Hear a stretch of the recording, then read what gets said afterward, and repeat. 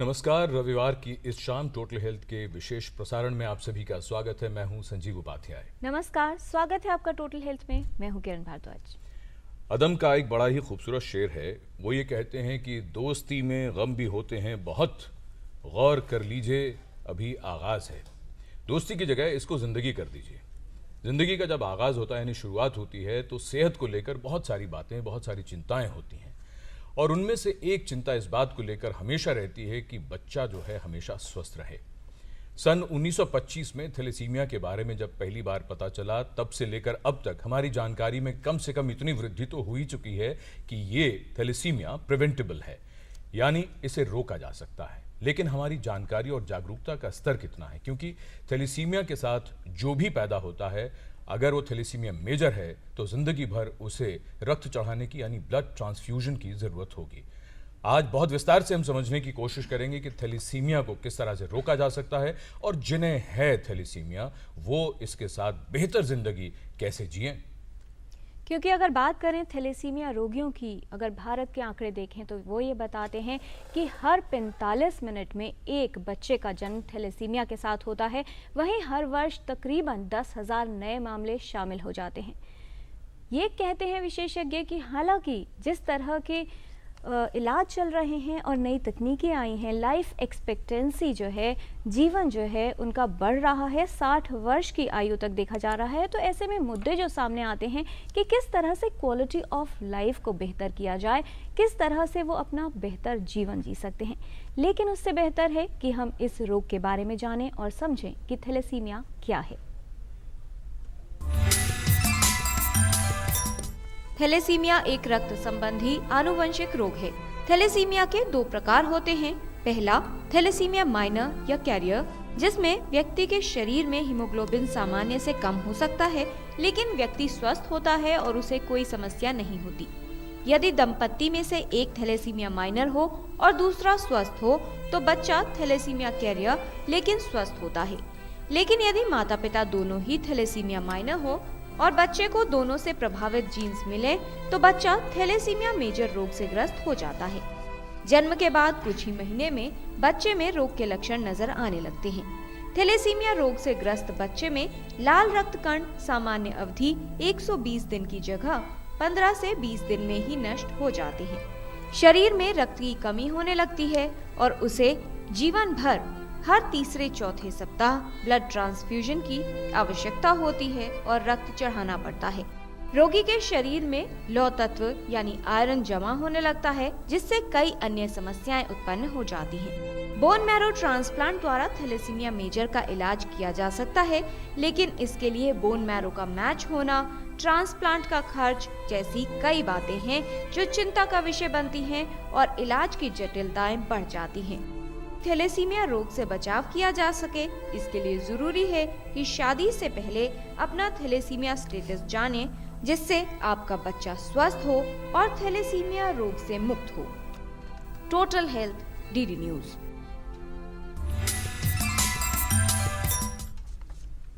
परिवार में अगर किसी को थैलेसीमिया होता है तो उसके बाद सभी के मन में इस बात को लेकर प्रश्न उठना स्वाभाविक है कि शारीरिक विकास इस बच्चे का कैसा होगा, उसकी पढ़ाई कैसी रहेगी, रोजगार कैसा रहेगा, और उससे भी बड़ा प्रश्न फिर ये होता है कि बाद में शादी ब्याह में कोई दिक्कत तो नहीं आएगी। आज इन तमाम बातों पर और साथ ही साथ सेहत को लेकर क्या क्या बातें मन में होती हैं, उन सब पर बातचीत करेंगे विशेषज्ञों के साथ। क्योंकि विशेषज्ञ ये कहते हैं कि दरअसल थैलेसीमिया की बात जब आती है तो जटिलता वहाँ उत्पन्न होती है कि अक्सर हमारे देश की अगर बात की जाए, जो थैलेसीमिया माइनर हैं उन्हें अपना स्टेटस नहीं पता होता। जानकारी की ज़रूरत है, विषय के बारे में बात करने की ज़रूरत है। हमें इस विषय पर जानकारी देने के लिए हमारे साथ स्टूडियो में मौजूद हैं doctor JS Arora, general secretary, national thalassemia welfare society, doctor AP Dubey, director professor paediatrics, Maulana Azad medical college and Loknayak hospital, और हमारे साथ स्टूडियो में मौजूद हैं doctor Dinesh Burani, chief haematology and bone marrow transplant, Rajiv Gandhi cancer institute से। आप सभी का स्वागत है स्टूडियो में।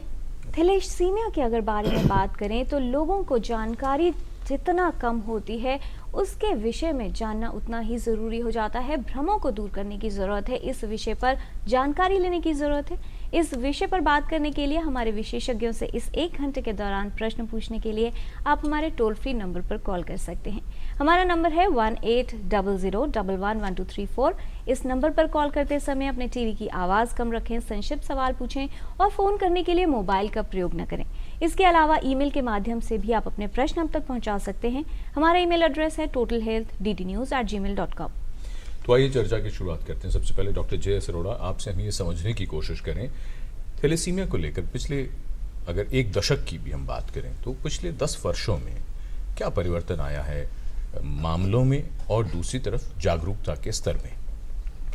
वैसे देखा जाए तो जहाँ तक बड़े शहरों का सवाल है, मेट्रोपॉलिटन सिटीज़ का सवाल है, दिल्ली, बॉम्बे, एग्लेटा वगैरह इस तरह के शहरों में तो काफ़ी हद तक अवेयरनेस बढ़ी है और नए मामले कम देखने में आए हैं। लेकिन अभी भी छोटे शहरों में, कस्बों में बहुत थैलेसीमिया बच्चे पैदा हो रहे हैं क्योंकि उनका स्क्रीनिंग जो पेरेंट्स का होना चाहिए थैलेसीमिया कैरियर का, वो नहीं हो पाया। जो दूसरा प्रभाव आपने बोला कि क्या ओवरऑल फ़र्क पड़ा है, पहले जो था थैलेसीमिया बच्चे अक्सर हम कहते थे कि 8, 10, 12, 15 साल में उनकी मृत्यु हो जाती थी। लेकिन आज हम देख रहे हैं कि हमारे पास ऐसे थैलेसीमिया पेशेंट्स हैं कि जो कि इस समय दिल्ली की अगर हम बात करें तो हमारे 40-45 वर्ष तक के बहुत से थैलेसीमिया पेशेंट हैं, और बाहर की बात करें तो 20, 25, 30 तक अब उनकी आयु हो गई है और वो अच्छी पढ़ाई कर रहे हैं और उनके अपना जॉब कर रहे हैं, अपना बिजनेस कर रहे हैं।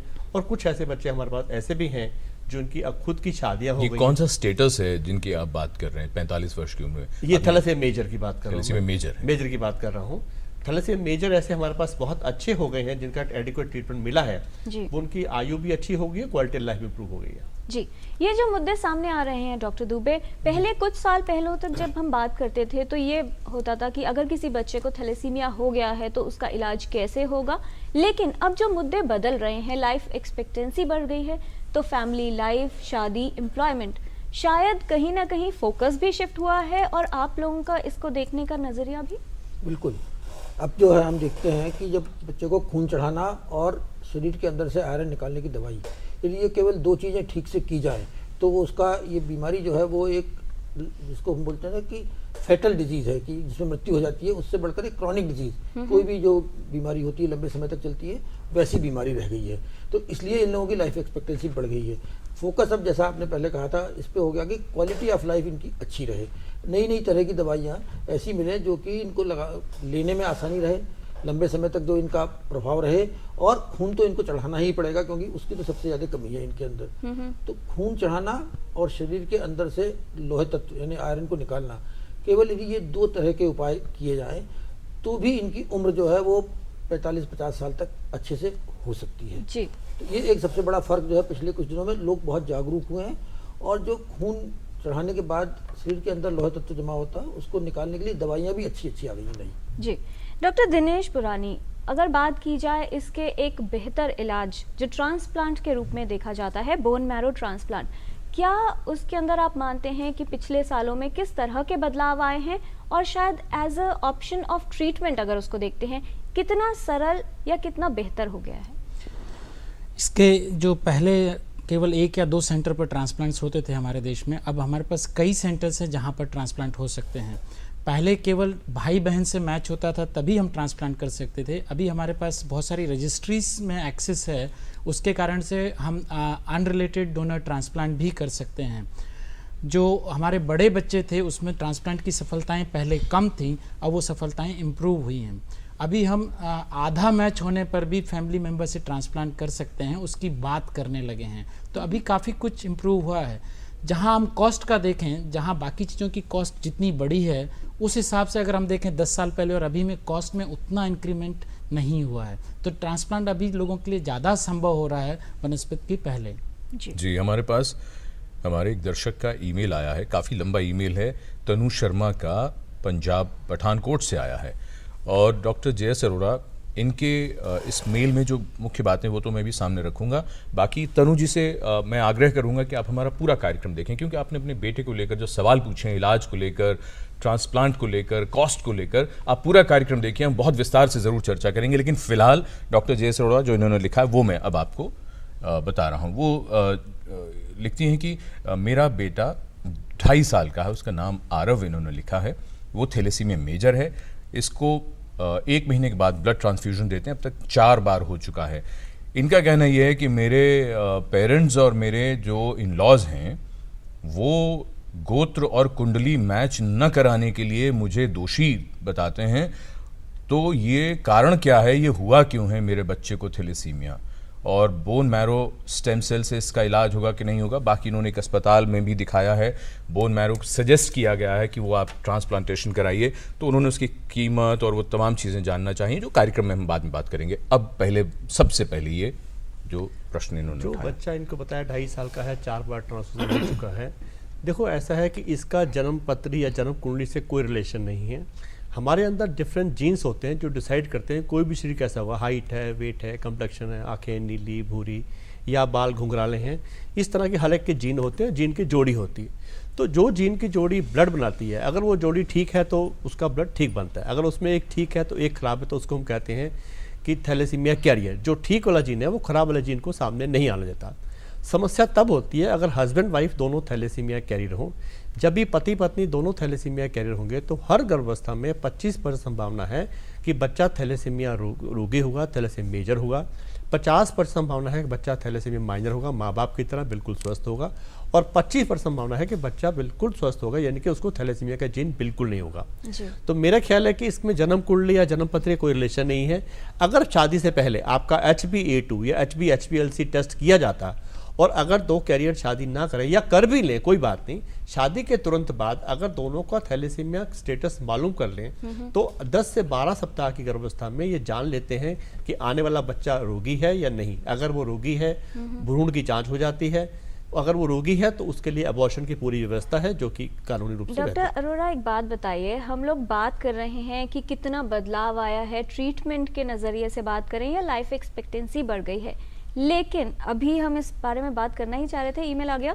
आपको क्या लगता है कि लोगों का, सोसाइटी का, समाज का जो नज़रिया है, क्या उसमें भी वाकई बदलाव आप देखते हैं? क्योंकि इस तरह की बातें अभी भी होना कि शायद इसके लिए कुछ और जिम्मेदार है या बुरे कर्मों का फल है, ये आपके सामने, क्योंकि आप इतने सारे पेशेंट से मिलते हैं, नज़रिया आपको बदलाव नजर आता है उसमें? आपने बिल्कुल ठीक कहा कि अभी भी हमें बहुत दिक्कत आती है। लोग इस बात को समझने को तैयार नहीं है कि ये माँ बाप दोनों से बराबर आता है। अभी भी क्या होता है, मदर्स को ज़्यादा, जैसे आज तो मदर डे है, मदर्स को ज़्यादा ये कहा जाता है कि आपकी वजह से ऐसा है, वो फीमेल के ऊपर ये इल्ज़ाम लगाया जाता है।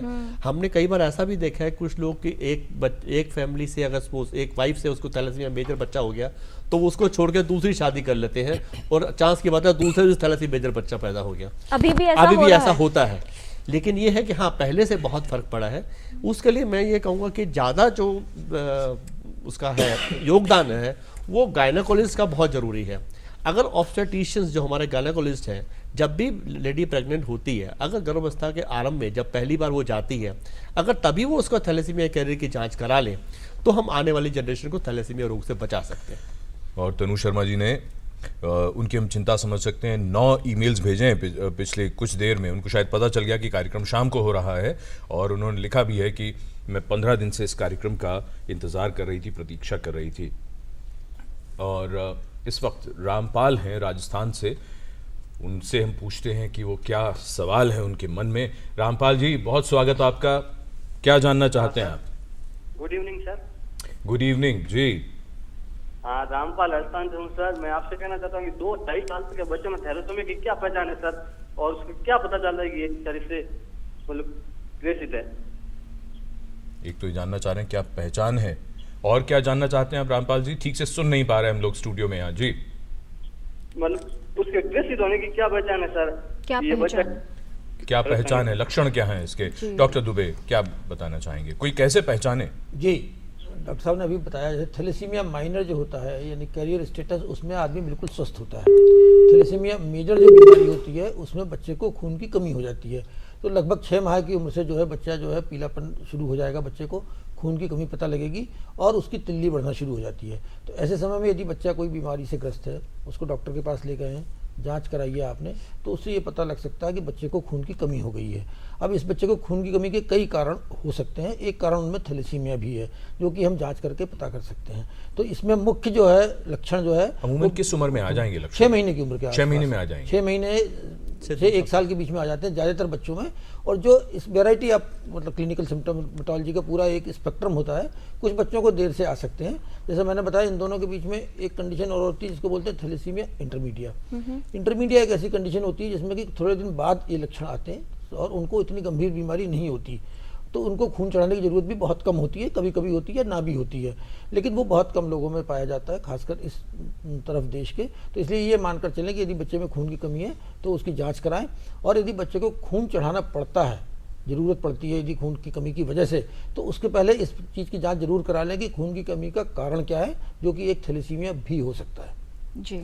और इसके अलावा डॉक्टर दुबे ये बताएं कि आपने इंटरमीडिया की बात कही, मेजर की भी बात कही, लेकिन जब ट्रेट की बात की जाती है या माइनर की बात की जाती है, अमूमन कोई भी अपना ब्लड टेस्ट नहीं करवाता है क्योंकि शायद उनमें लक्षण नहीं होते हैं। तो कौन से वो लोग हैं जिन्हें अपना टेस्ट करवाना चाहिए? क्योंकि यही बात आती है अक्सर, जैसे अभी भी बात हो रही थी कि जब हो गया थैलेसीमिया मेजर, बच्चे का जन्म हो गया, उसके बाद जो है माँ को ब्लेम करा या कोई भी और चीज़ होती है, तो क्या इसके बारे में जानकारी होनी चाहिए? बिल्कुल, जानकारी होना बहुत ज़रूरी है, एक बात। दूसरी बात ये, आइडियली तो हर व्यक्ति को कराना चाहिए जिससे उसको पता लगे कि मेरा स्टेटस क्या है। लेकिन यदि मान लो शादी के तुरंत बाद पति पत्नी दोनों में से एक भी व्यक्ति यदि जांच करा ले उसमें, तो पता लग जाएगा वो कैरियर हैं या नहीं है। और दूसरी बात ये कि जिनके परिवार में ऑलरेडी कोई यदि बच्चा इस तरह का है, तो उनके दूसरे फैमिली मेम्बर्स, एक्सटेंडेड फैमिली और जो दूर के रिश्तेदार हैं, उनको भी जांच करा लेना चाहिए, क्योंकि ये संभावना ज़्यादा है उन लोगों में जहाँ एक तो परिवार में आपस में शादियाँ ज़्यादा होती हैं, जिनको हम कंसिग्यूनियस मैरिज यानी क्लोज रिलेशन में यदि मान लो शादी होती है ना, तो उनमें वही जीन जो है पाया जाता है। और यदि मान लीजिए जीन में खराबी है एक व्यक्ति के, और दोनों पति पत्नी दोनों के जीन में यदि खराबी है, तो थैलेसीमिया मेजर का बच्चा हो सकता है, इसलिए उनको कराना ज़्यादा जरूरी है। जी डॉक्टर भुरानी, आपसे हम यहाँ एक बात ये पूछना चाहेंगे। कई बार जब भी हमने थैलेसीमिया पर चर्चा की है तो अक्सर ये बात आती है, जो भी महिला जो माँ बनने वाली है उसके जितने भी टेस्ट लिखे जाएं उसमें एक ये स्टेटस भी ज़रूर पता होना चाहिए और उसके बाद और जांच करने की ज़रूरत होती है। ये जिम्मेदारी की बात हमेशा इस मंच से जाती रही है, आप ही लोगों के ज़रिए। मैं एक चीज़ समझना चाह रहा हूँ यहाँ पर, जब किसी बच्चे का जन्म होता है, मान लीजिए माँ का तो टेस्ट नहीं हुआ किसी वजह से, लेकिन जब बच्चे का जन्म होता है, ब्लड ग्रुपिंग होती है, अमूमन की जाती है अब तो सभी जगह, इंस्टीट्यूशनल डिलीवरीज जहाँ भी होती हैं, बच्चे का ब्लड ग्रुप क्या है, क्या थैलेसीमिया का टेस्ट करना बहुत मुश्किल काम होता है? डॉक्टर दुबे कुछ बीच में कहना चाह रहे हैं। जी मैं ये कह रहा हूँ कि न्यूबॉर्न स्क्रीनिंग एक प्रोग्राम है, सरकार ने शुरू किया है न्यूबॉर्न स्क्रीनिंग। अच्छा। और उसमें न्यूबॉर्न स्क्रीनिंग में जन्म के समय ही बच्चे का, दूसरे दिन हम जो है बच्चे का एक खून का केवल एक थोड़ा सा 2 बूंद खून जो है हम उसको फिल्टर पेपर पे ले लेते हैं और उससे बहुत सी बीमारियों के बारे में जानकारी ले सकते हैं। तो भारत सरकार की ओर से एक कार्यक्रम शुरू किया गया है, राष्ट्रीय बाल स्वास्थ्य कार्यक्रम, RBS के जिसका नाम है। उसके अंतर्गत बहुत सी बीमारियाँ शामिल की गई, इसमें थैलेसीमिया भी एक बीमारी है जिसकी जाँच नवजात शिशु से ही हो जाएगी। अभी वो कार्यक्रम धीरे धीरे करके बहुत सी जगह हो रहा है और हम अपने यहाँ हमारे अस्पताल में हम न्यूबॉर्न स्क्रीनिंग जो है प्रोग्राम कर रहे हैं। तो ये क्या दिल्ली में शुरू हुआ है या देश भर में? हम कहें कि आप मतलब जी, ये प्रोग्राम देश भर में शुरू हुआ है, लेकिन दिल्ली के जैसे हमारे अस्पताल एक सेंटर बनाया गया जिसमें कि हम न्यूबॉर्न स्क्रीनिंग शुरू कर रहे हैं। तो हर जगह ऐसी एक लेबोरेटरी बनाई जाएगी, एक अस्पताल ऐसा चिन्हित किया जाएगा जो कि इस तरह के टेस्ट तो विचार में है। चलिए, मतलब अगर बिल्कुल सरकार की ओर से ये कार्यक्रम बन चुका है। डॉक्टर भुरानी, मैं इसमें फिर भी एम्फेसाइज करना चाहूँगा कि बच्चा पैदा हो गया और हमने उसके बाद थैलेसीमिया पता लगाया तो ट्रीटमेंट तो सेम रहना है। इम्पॉर्टेंट है कि वो पैदा होने के पहले, जब बच्चा गर्भ में है, हम उसका तब पता लगाएं कि उसको थैलेसीमिया है कि नहीं। तो वो जो इम्पोर्टेंस है वो अभी भी खत्म नहीं होता है कि हमको पहले पता लगाना चाहिए या बाद में। यही बात डॉक्टर जय सरोरा भी कुछ कहना चाह रहे हैं। मैं ये कहता हूँ, जो न्यूबॉर्न स्क्रीनिंग में हम सिकल सेल एनीमिया की तो जांच कर सकते हैं, मालूम पड़ जाता है। जहाँ तक थैलेसीमिया मेजर का सवाल है वो हम न्यूबॉर्न स्क्रीनिंग में नहीं पता लगा सकते। तो वहाँ थैलेसीमिया मेजर का जहाँ तक सवाल है उसमें तो हम बाद में जब बच्चा 4-6 महीने का होता है उसमें फीटल हीमोग्लोबिन कितना रह गया है जो कम हो जाना चाहिए उससे जांच करा सकते हैं। तो वही बात मैं डॉक्टर भुरानी के द्वारा कहना चाहूँगा कि हमें न्यूबॉर्न स्क्रीनिंग पे कोई जरूरत नहीं है थैलेसीमिया मेजर की। इसके लिए हम चाहते हैं कि ड्यूरिंग प्रेगनेंसी ही वहीं थैलेसीमिया कैरियर की जांच हो जाए, अर्ली प्रेगनेंसी में। लेकिन अगर वहाँ छूट गया तो क्या करेंगे? मैं ये सवाल ये था। हाँ, वहाँ नहीं हुआ तो यहाँ भी ना हो। मैं वही कहना चाहूँगा उसमें, क्योंकि न्यू बॉर्न के ऊपर उसके कोई सिम्टम भी नहीं होते और ना ही डायग्नोज कर सकते हैं, डायग्नोज भी नहीं कर सकते, उसके लिए सिर्फ DNA टेस्टिंग करनी पड़ेगी जिसका कोई फायदा भी नहीं है। जी डॉक्टर अरोड़ा, ये बताएं कि एक थैलेसीमिया मेजर बच्चे का जन्म हो गया, एक तो ट्रीटमेंट के चैलेंजेस हुए कि उसको ब्लड ट्रांसफ्यूजन चलेगा, दवाएं चलेंगी, फिर शायद बोन मैरो ट्रांसप्लांट किया जाएगा। उसके अलावा जो उसकी सोशल लाइफ है कि अब जहां लाइफ एक्सपेक्टेंसी बढ़ रही है तो क्वालिटी ऑफ लाइफ में सोशल इश्यूज भी आते हैं कि क्या वो बच्चा स्कूल ठीक से जा पा रहा है, एम्प्लॉयमेंट मिलती है या नहीं। तो ये इश्यूज को किस तरह से आप देखते हैं, क्योंकि वहाँ पर बहुत सारे लोगों को ये कहना होता है कि एम्प्लॉयर्स के यहाँ प्रॉब्लम हो रही है कि नौकरी नहीं मिल रही, वहाँ पर उन लोगों को समझाना कितना मुश्किल होगा? अगर मैं इसको आराम से शुरू करूं, क्या है कि अगर बच्चा को थैलेसीमिया मेजर है, मेरे हिसाब से जब स्कूल में एडमिशन के टाइम पे कई बार लोग पूछते हैं कि बताया जाए या ना बताया जाए, मेरे हिसाब से उसमें बताने की कोई आवश्यकता नहीं है। क्योंकि एक तो ये होता है कि अगर आपने बता दिया तो कई दो तरह की टीचर्स होती हैं, कुछ ओवर प्रोटेक्टिव हो जाती हैं, कुछ बिल्कुल केयर नहीं करती, तो वो दोनों में इफेक्ट पड़ता है। दूसरा ये है क्योंकि इनमें कोई इमरजेंसी की ट्रीटमेंट की आवश्यकता नहीं पड़ती, जैसे कि अस्थमा में या हीमोफीलिया में पड़ती है, इसमें नहीं पड़ती। इसलिए हमें स्कूल के टाइम पे बताने की जरूरत भी नहीं है कि बच्चे को थैलेसीमिया मेजर है कि नहीं है। और कुछ साल के बाद जब वो बच्चे यूज्ड टू हो जाते हैं अपने फ्रेंड्स के साथ, टीचर्स के साथ, अगर तब मालूम पड़ता है तो वो एक नॉर्मल की तरह उसमें स्कूल में उसको अडॉप्ट किया जाता है। दूसरी समस्या तब आती है, जैसे आपने बोला कि बच्चा जब हायर एजुकेशन में जाता है, हायर एजुकेशन में सबसे ज़्यादा दिक्कत ये आती है कि बच्चा जब अपने, जैसे हम दिल्ली का बच्चा लेके जाते हैं, अगर उसको हायर एजुकेशन के लिए बाहर किसी शहर में जाना पड़ जाए तो वहाँ उसको ट्रांसफ्यूजन, चिलेशन वो फैसिलिटी मिलेगी नहीं मिलेगी, ये एक बहुत बड़ी समस्या आती है। तीसरी समस्या आती है एम्प्लॉयमेंट के ऊपर। एम्प्लॉयमेंट में सबसे बड़ी समस्या ये आती है कि एक तो वो जो एम्प्लॉयर होते हैं वो ये सोचते हैं कि ये उतना एक्टिवली काम कर पाएगा या नहीं कर पाएगा, और दूसरा ये सोचते हैं कि अगर इसका मेडिकल ट्रीटमेंट के ऊपर हमें इतना खर्चा देना पड़ेगा जो उसकी इसकी तनख्वाह से भी कई गुना होगा, तो वहाँ भी थोड़ी सी हिंड्रेंस आती है। तो मैं इसके बारे में ये कहना चाहूँगा, पहली बात तो ये कि क्योंकि इनके अगर suppose adequate blood transfusion chelation मिलता है तो उनकी लाइफ बिल्कुल नॉर्मल होती है। दूसरा, अगर एम्प्लॉयमेंट की हम बात करें तो इन बच्चों के जो अगर उसमें कंपटीशन में पास होकर उस स्टेज तक पहुँचे हैं, दैट मीन्स उन्होंने काफ़ी कुछ अचीव किया है, तो आगे भी कर सकते हैं। दूसरा, मेडिकल ट्रीटमेंट की जहाँ तक सवाल है, कॉस्ट की बात है, वो जब वो कमाते हैं तो उस पर खर्च भी कर सकते हैं। एक चीज़ थोड़ी और ऐड करना चाहूँगा कि जो लोग एक्स्ट्रा छुट्टी के लिए सोचते हैं, शायद इनको एक्स्ट्रा छुट्टी चाहिए होगी ब्लड ट्रांसफ्यूजन के लिए, आजकल वो भी समस्या कम हो गई है। जैसे दिल्ली में हमने बड़े बड़े अस्पतालों में 7 डेज संडेज को भी ट्रांसफ्यूजन हो जाता है, तो छुट्टी की जरूरत नहीं पड़ती। प्लस प्राइवेट अस्पताल के अंदर रात को ट्रांसफ्यूजन हो सकता है, तो they can take transfusion at night. So इसके लिए एम्प्लॉयर को कोई घबराने की आवश्यकता नहीं है कि अगर हम थैलेसीमिया मेजर को एम्प्लॉय करेंगे तो शायद हमारे लिए बर्डन होगा, तो ऐसी बात नहीं है जी। और फिलहाल राकेश जी हैं हिमाचल प्रदेश से फोन लाइन पर। राकेश जी, स्वागत आपका टोटल हेल्थ में, सवाल पूछिए। हाँ जी, नमस्कार जी। अच्छा, मेरे सन को ना थैलेसीमिया माइनर है जी, और ही इज ऑफ 13 ईयर्स। हाँ, मेरा क्वेश्चन है कि उसमें अगर हम जो whatever the literature we have read, तो उसमें बताया है कि बिलीरुबिन ज्यादा बनता है due to the destruction of RBCs. तो जो बिलीरुबिन बॉडी में इकट्ठा हो जाता है, what complications can it cause and what are the methods कि हम उसको रिमूव करें? जी, थैलेसीमिया माइनर आपने बताया। हाँ जी, पीलापन उसमें रहता है। बिलीरुबिन, ये डॉक्टर दुबे कह रहे हैं कि बिलीरुबिन इकट्ठा हो जाता है, ऐसा उन्होंने कहीं पढ़ा है। थैलेसीमिया मेजर जो बीमारी है ये हीमोलिटिक डिजीज, मतलब हीमोलिसिस का मतलब आरबीसी ज़्यादा खत्म हो रही हैं और बिलीरुबिन ज़्यादा बन रहा है। लेकिन यदि बिलीरुबिन हमारे शरीर से पूरा निकल जाएगा तो पीलिया, जैसे बिलीरुबिन ज़्यादा बनता है तो उससे पीलिया होता है, जॉन्डिस होता है, तो वो नहीं होगा। यदि मान लीजिए किसी को होगा भी, जिसको हम बोलते हैं कि माइनर थोड़ा सा होगा, इनडायरेक्ट बिलीरुबिन ज़्यादा होगा उसका, तो वो ज़्यादा हो सकता है। लेकिन यदि मान लो शरीर बाकी ठीक काम कर रहा है, हमारा लीवर जो है उसको निकालता है, बेसिकली ठीक काम कर रहा है, तो वो शरीर के अंदर ज़्यादा जमा नहीं होगा और उससे कोई परेशानी नहीं होगी और माइनर को कोई भी प्रॉब्लम नहीं होगी। जी, 30 इयर्स की एज बताई और इन्होंने कहा थैलेसीमिया माइनर है, तो उस केस में नॉर्मल रहेगा? नहीं, इसकी वजह से नहीं है कुछ भी। जी डॉक्टर दुबे, स्टेजेस की हम लोग ने बात कही, कितने प्रकार इसके हो सकते हैं? सिकल सेल एनीमिया की बात की थी डॉक्टर अरोड़ा ने बीच में कि उसके अंदर शायद डिटेक्शन नहीं हो पाता है। थैलेसीमिया के अगर प्रकार की बात की जाए, कितने तरह के प्रकार हो सकते हैं और किस तरह से आप इसको डिविएट करते हैं? जी, सिकल सेल एनीमिया तो एक अलग बीमारी है, ठीक है ना, इस तरह की बीमारी है, उसमें भी आरबीसी जल्दी खत्म होती है, लेकिन वो बीमारी बिल्कुल अलग है। थैलेसीमिया जो है उसमें हमने जैसे बताया कि एक होता है कैरियर स्टेट थैलेसीमिया माइनर, जिसमें कि वो उनको अंदर जो है वो डिफेक्टिव जीन है, लेकिन उनको किसी को पता नहीं है और वो पूरी तरह से नॉर्मल है देखने में। 3 से 5% इसकी फ्रीक्वेंसी है, मैंने बताया देश के अंदर, तो 100 में से हर 3 व्यक्ति को है, लेकिन पता किसी को नहीं चलता। एक बात तो ये, जब तक वो जांच ना कराएं। दूसरा होता है थैलेसीमिया मेजर, जिसमें कि माँ बाप दोनों से उसके अंदर डिफेक्टिव जीन आया और उसको वो बीमारी है। इस बच्चे को जो है हर महीने खून की आवश्यकता होगी और साथ में बाद में इसको आयरन केलेशन, आयरन निकालने के लिए दवाई की ज़रूरत होगी। इन दोनों के बीच में एक और स्टेटस को बोलते हैं थैलेसीमिया इंटरमीडिया, जिसमें कि बच्चे को हो सकता है खून की ज़रूरत ना भी पड़े, नॉन ट्रांसफ्यूजन डिपेंडेंट थैलेसीमिक्स बोलते हैं इनको हम, NTDT।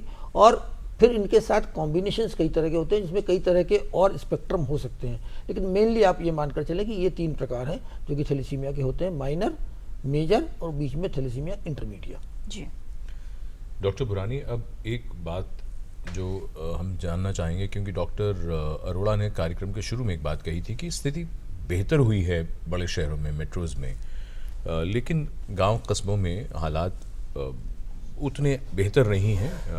अगर थैलेसीमिया की अगर हम बात करें, अभी भी बहुत से ऐसे बच्चे पैदा होते हैं जिनको थैलेसीमिया होता है।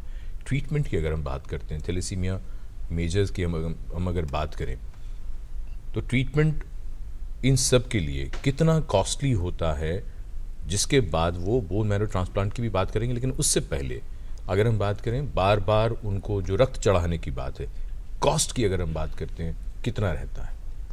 डिपेंड करता है कि हमारे शहर में क्या सुविधाएं गवर्नमेंट की तरफ से हैं। अगर काफ़ी कुछ सुविधाएं अगर गवर्नमेंट की तरफ से हैं, जैसे ब्लड चढ़ाना और उसके बाद जो आयरन निकालने की दवाइयां देना, अगर ये हमको गवर्नमेंट से मिलती हैं तो कॉस्ट काफ़ी कम होती है। अगर मान लो कि गवर्नमेंट का सपोर्ट नहीं है, फिर ब्लड चढ़ाने का खर्चा, ब्लड अरेंज करने का खर्चा, और फिर उसके बाद जो आयरन निकालने की जो दवाइयाँ हैं वो भी काफ़ी कॉस्टली हैं, तो खर्चा काफ़ी आता है। तो ये डिपेंड करता है कि हमको कितनी हेल्प मिलती है।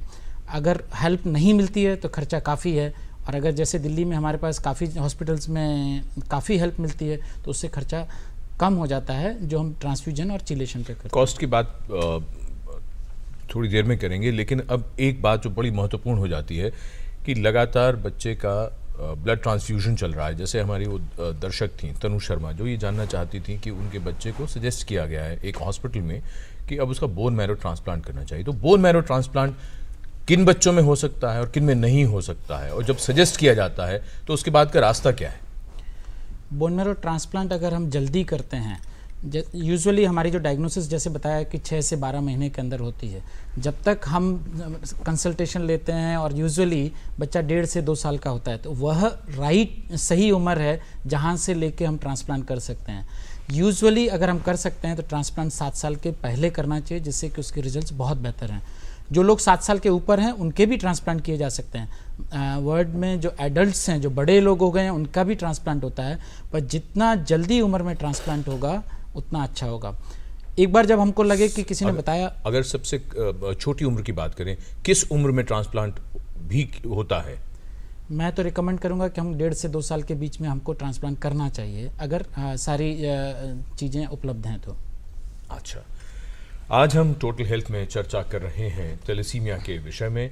हमने बहुत सी बातें जान ली हैं। अभी इलाज को लेकर, ट्रीटमेंट को लेकर और ट्रीटमेंट के दौरान किस तरह की दिक्कतें होती हैं, उन पर भी होगी चर्चा एक छोटे से ब्रेक के बाद।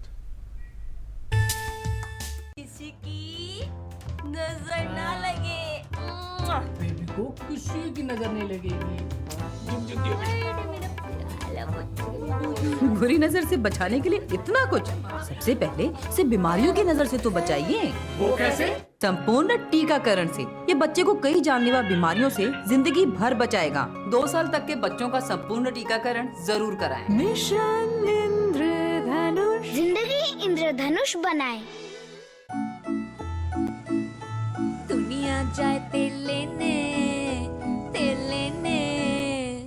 जाने दो ना।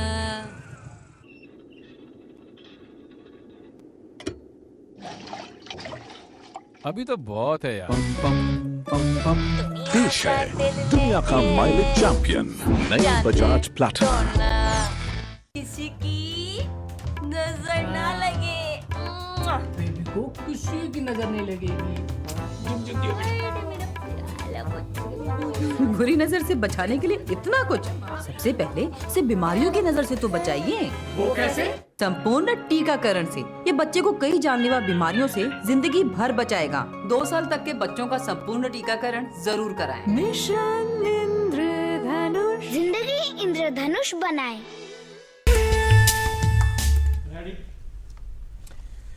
ब्रेक के बाद आप सभी का स्वागत। टोटल हेल्थ में आज चर्चा हो रही है थैलेसीमिया के बारे में।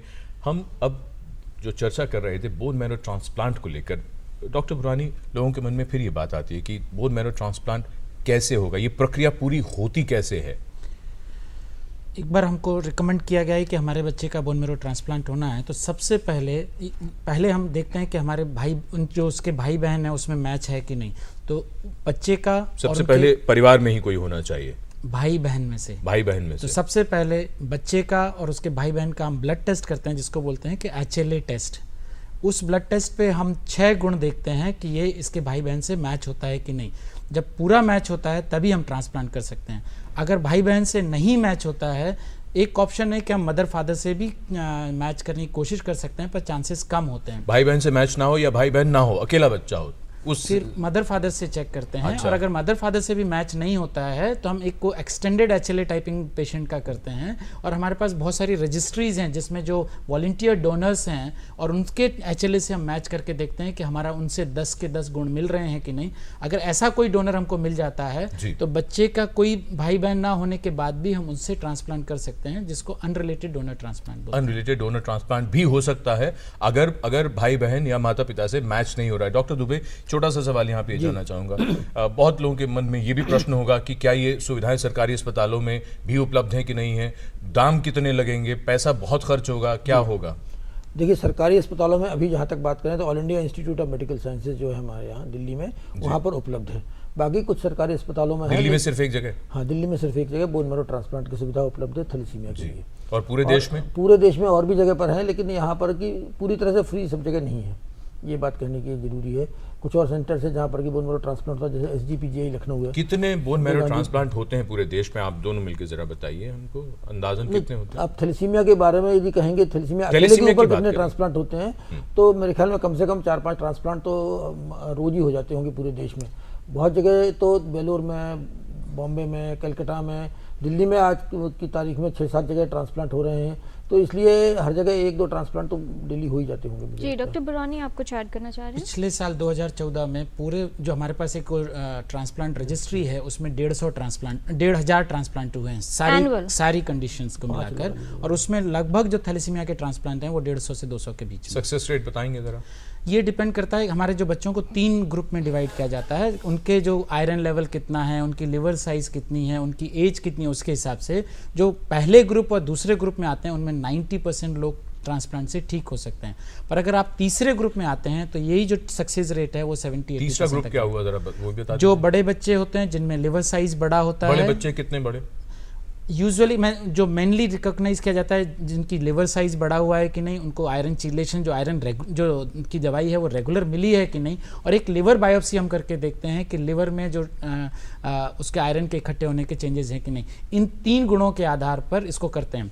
उसमें भी जो बड़ा वाला जो तीसरा ग्रुप है उसमें भी 2 में डिवाइड करते हैं। अगर 7 साल से बड़ा बच्चा है और लिवर साइज बहुत ज़्यादा है तो वो वेरी हाई रिस्क में आ जाता है, उसमें सक्सेस रेट थोड़ा सा कम हो जाता है। डॉक्टर बुरानी, एक बार ट्रांसप्लांट हो गया उसके बाद तकरीबन कितने समय तक उसके रिजेक्शन की संभावना हो सकती है, और क्या जीवन भर रेगुलर फॉलोअप्स या दवाएं, उसका क्या स्टेटस रहता है, और कब जो बच्चा है वो नॉर्मल लाइफ में आ जाएगा? मैं एक चीज़ बताना चाहूँगा कि ये जो ट्रांसप्लांट है ये सर्जरी नहीं है। ये एक तरह से हमने छोटा सा बीज लिया है और उससे हमको पौधा बनाना है। इसको बनाने में लगभग 1 साल लगता है, 6 महीने से 1 साल लगता है। ज़्यादातर बच्चों में 1 साल पर दवाइयाँ बंद हो जाती हैं और वो बिल्कुल नॉर्मल लाइफ जी सकते हैं।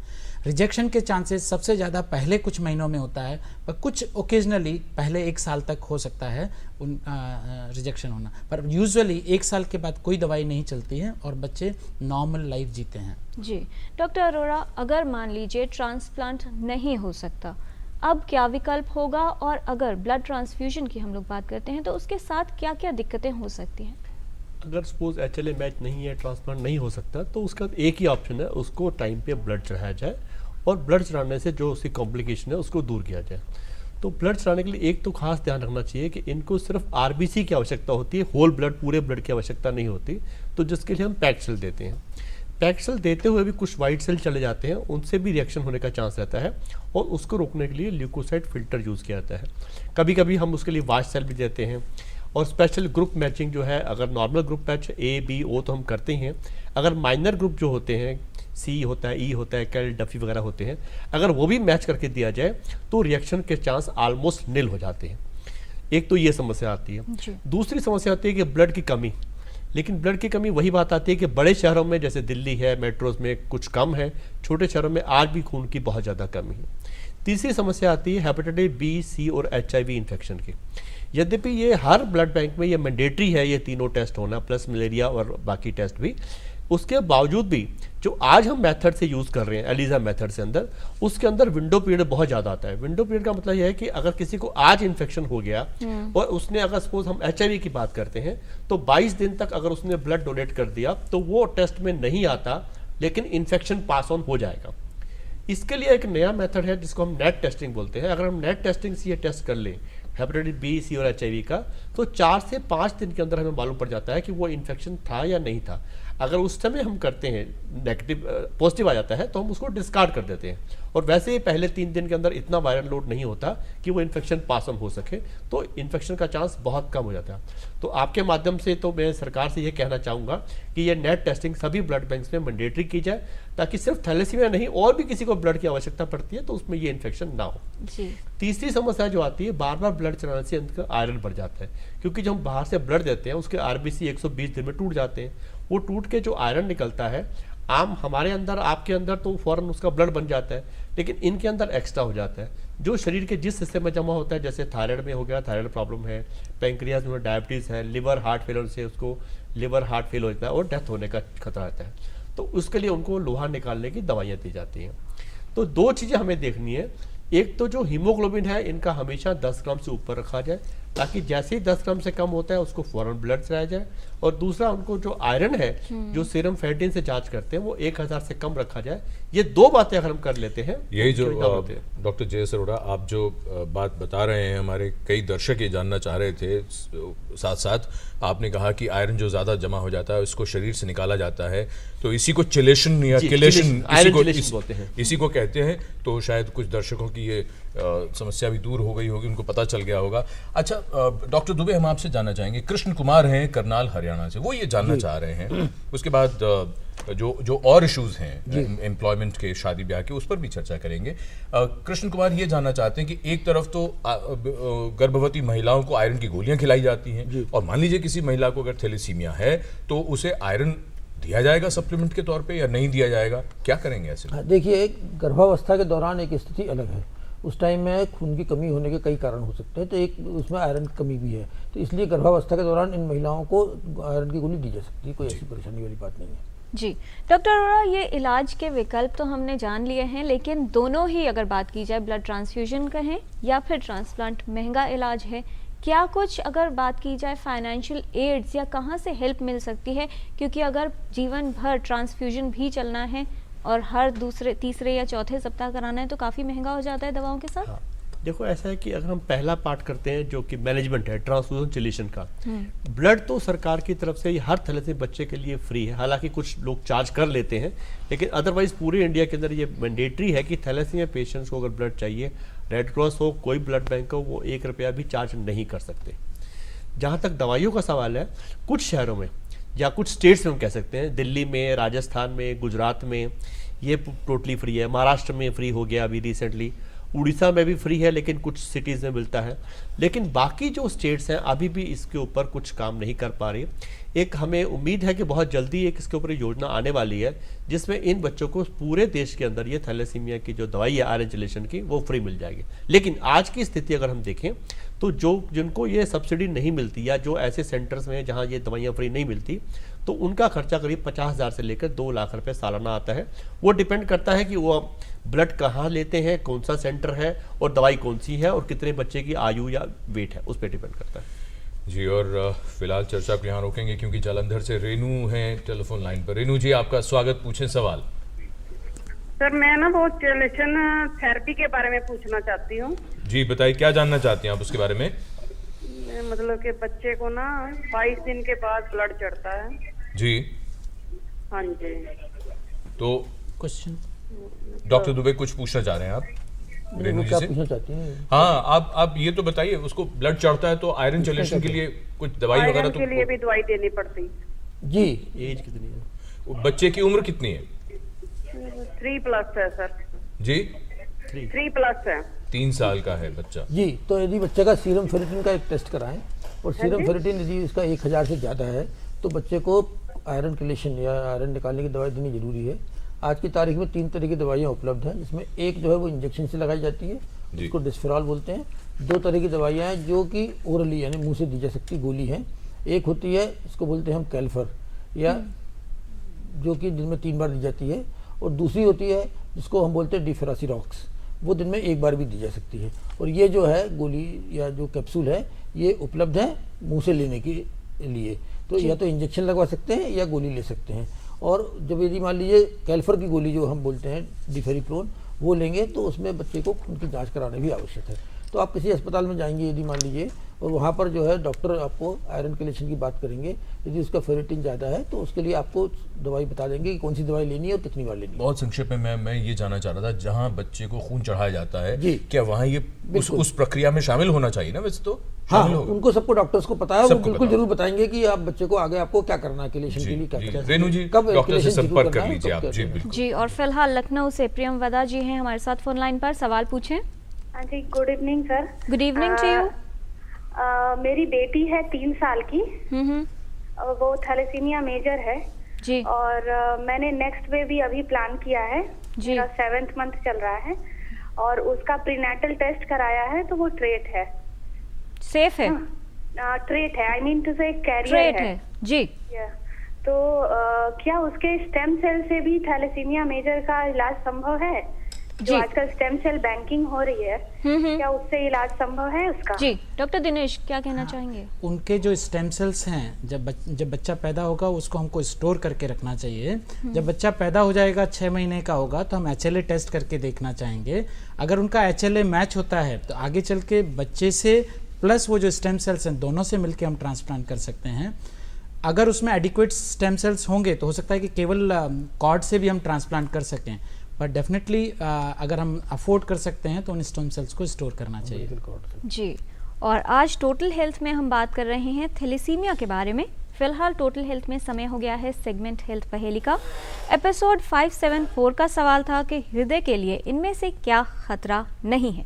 सही जवाब है ऑप्शन बी, LDL कोलेस्ट्रॉल का कम स्तर खतरा नहीं है हृदय के लिए।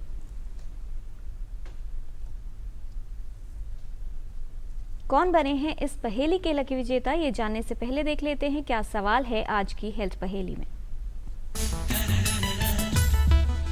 आपको बताना है कि थैलेसीमिया की जांच कब करवाना जरूरी है। ऑप्शन ए, शादी से पहले, ऑप्शन बी, गर्भधारण से पहले, ऑप्शन सी, बच्चे को अनीमिया हो और उसका शारीरिक विकास न हो रहा हो, या फिर ऑप्शन डी, इन सभी को। आप अपने जवाब हमें 2 हफ्तों तक भेज सकते हैं। हमारा पता है total health, DD news room number 505, tower B, Doordarshan Bhavan, Mandi house, Copernicus Marg, new Delhi 110001, या ईमेल कर सकते हैं totalhealth@ddnews@gmail.com पर। आप भी इस पहेली का सही जवाब भेजकर हमारे हेल्थ क्विज कॉन्टेस्ट में शामिल हो सकते हैं। और कौन बने हैं एपिसोड 574 के लकी विनर, ये बताने के लिए हम रिक्वेस्ट कर रहे हैं डॉक्टर दुबे से, जिनके सामने मौजूद है सारी करेक्ट एंट्रीज। डॉक्टर दुबे, इन सभी करेक्ट एंट्रीज में से एक लकी विनर का नाम आप हमारे व्यूअर्स को बताएं।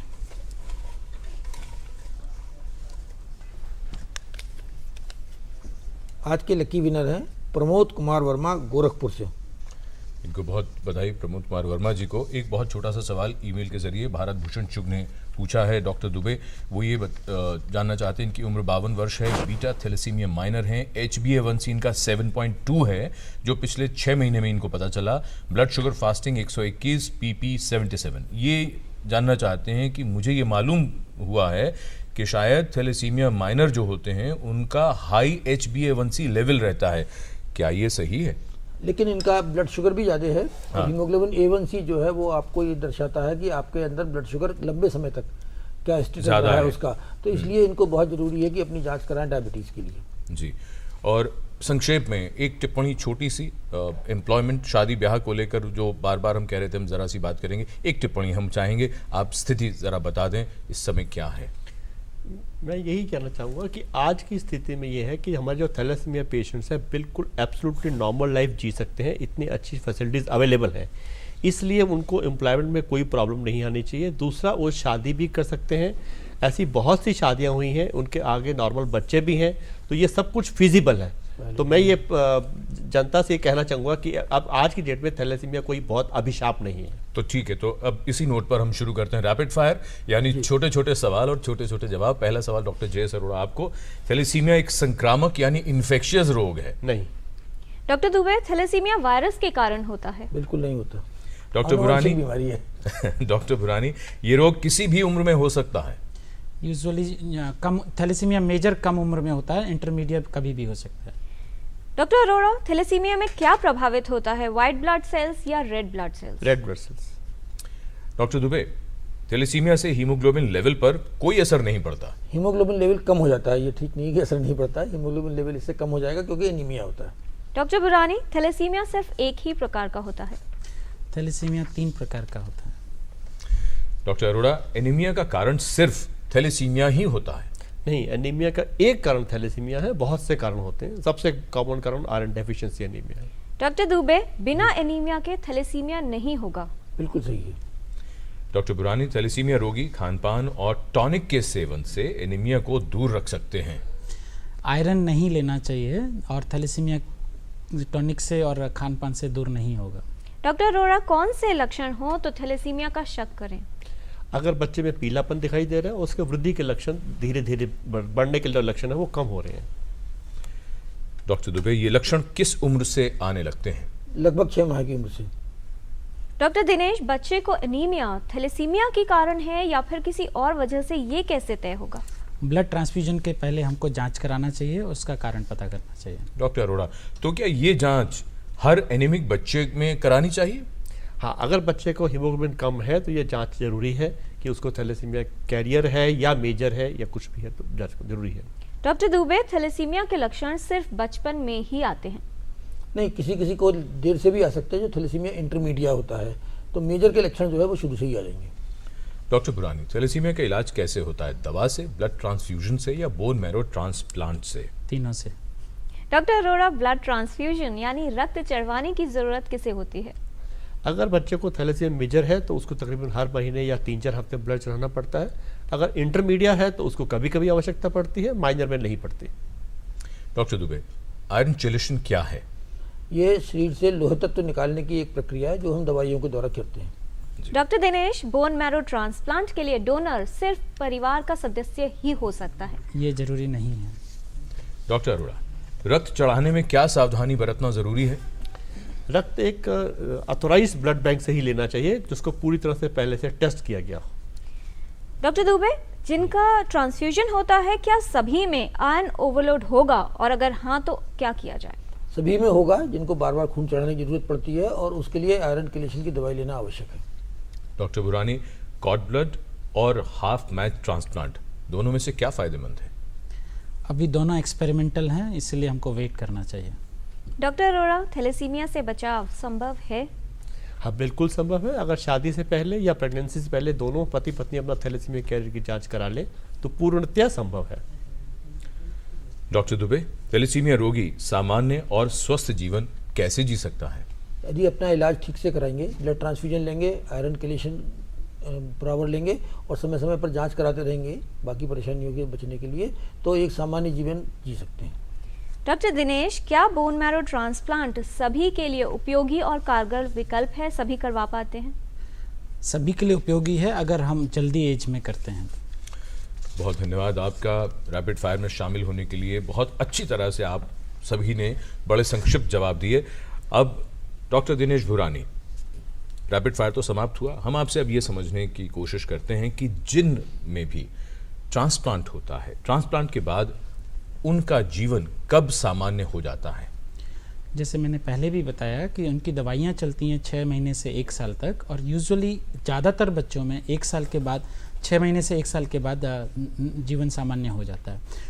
कुछ में जिनका पहले आयरन ज़्यादा होता है तो हमको बाद ट्रांसप्लांट के बाद फिर भी आयरन निकाल के उनको नॉर्मल लेवल पर लाना पड़ता है। जी डॉक्टर दुबे, अगर माता पिता दोनों ही कैरियर हैं, ट्रेट हैं, तो बच्चे को कैसे बचाया जाए?